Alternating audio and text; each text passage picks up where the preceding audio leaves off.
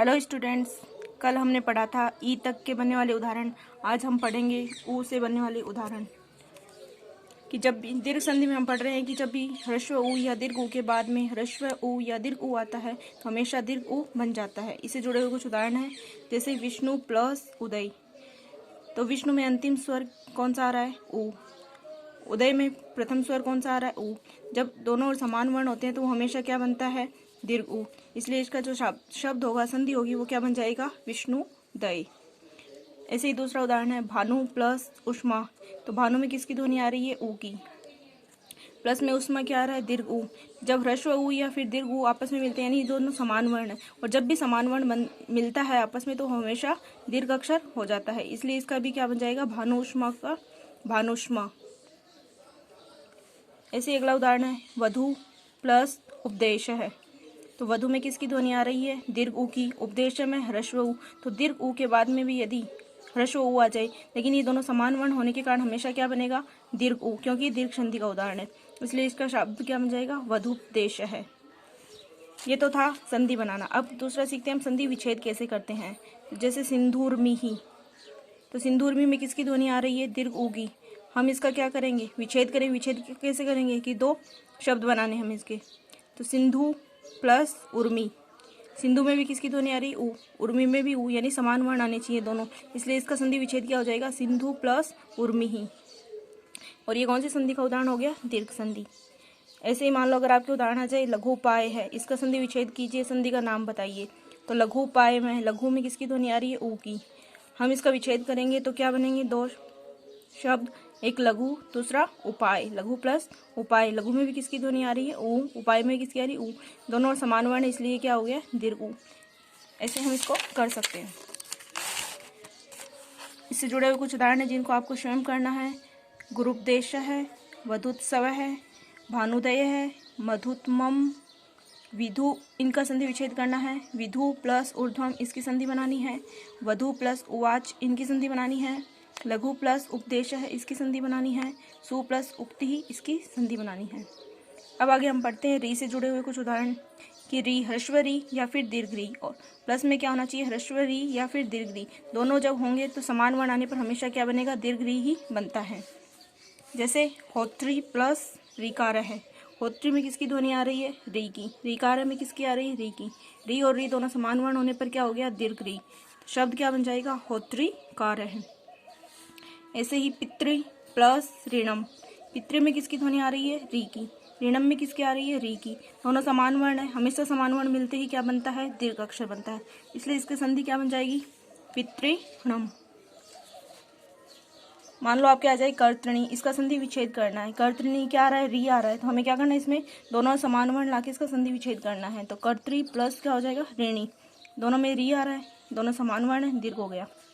मातृणम, इसका संधि विच्छेद क्या करेंगे? मातृ प्लस ऋणम। मातृ में किसकी ध्वनि आ रही है? री की। ऋणम में किसकी आ रही है? री। दोनों मिलकर क्या बन जाएगा? दीर्घ री। इसके अलावा दो संधि है, पूर्व रूप संधि और पर रूप संधि, जो कि सिर्फ क्लास 10th के लिए उपयोगी, उनके सिलेबस में ही है, 9th तक नहीं आती है।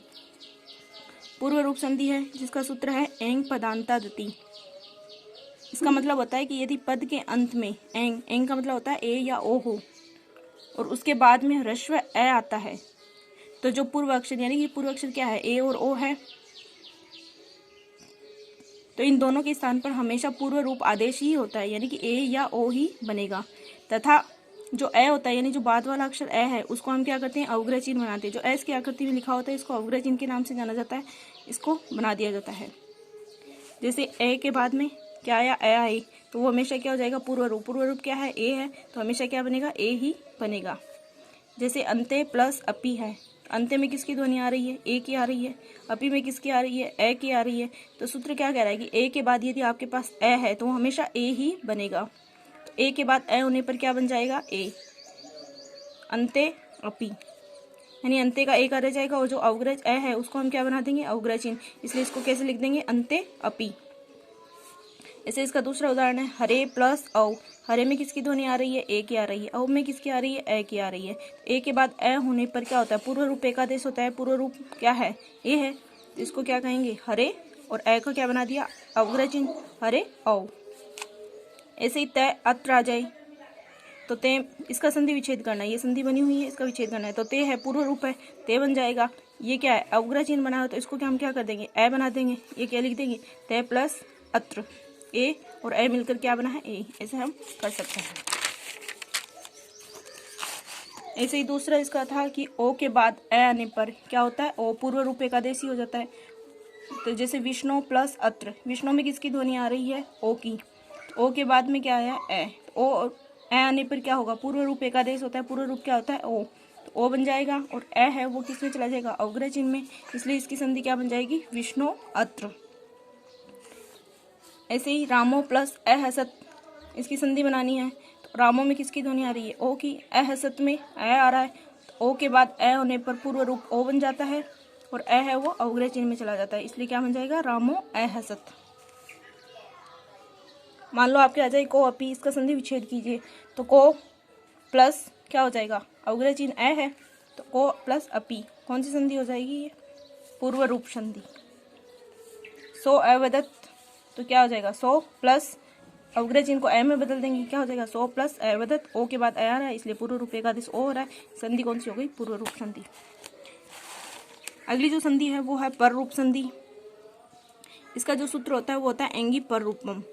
एंगी पर रूपम का मतलब होता है कि यदि ए के बाद, अभी तो क्या था, ए ओ पहले आ रहा था, ए बाद में आ रहा था, इसमें क्या हो जाएगा, उल्टा हो जाएगा कि ए के बाद में क्या होना चाहिए, एंग, ए या ओ होना चाहिए।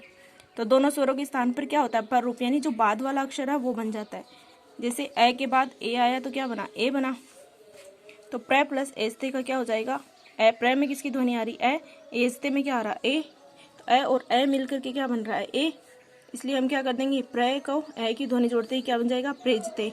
ये इस बार 10th क्लास के एग्जाम में भी आया है। ए प्लस ओ क्या हो जाएगा, ओ। उप प्लस औस्ती, उप में किसकी ध्वनि आ रही है, ए की। औस्ती में क्या आ रहा है, ओ। ए के बाद ओ होने पर क्या बनता है, ओ। उपोस्ती, इसकी संधि क्या हो जाएगी, उपोस्ती, इसमें जोड़ दिया ना है इसलिए। तो आप लोगों को ये वीडियो कैसे लग रहे हैं, लाइक शेयर और कमेंट अवश्य करें। Thank you.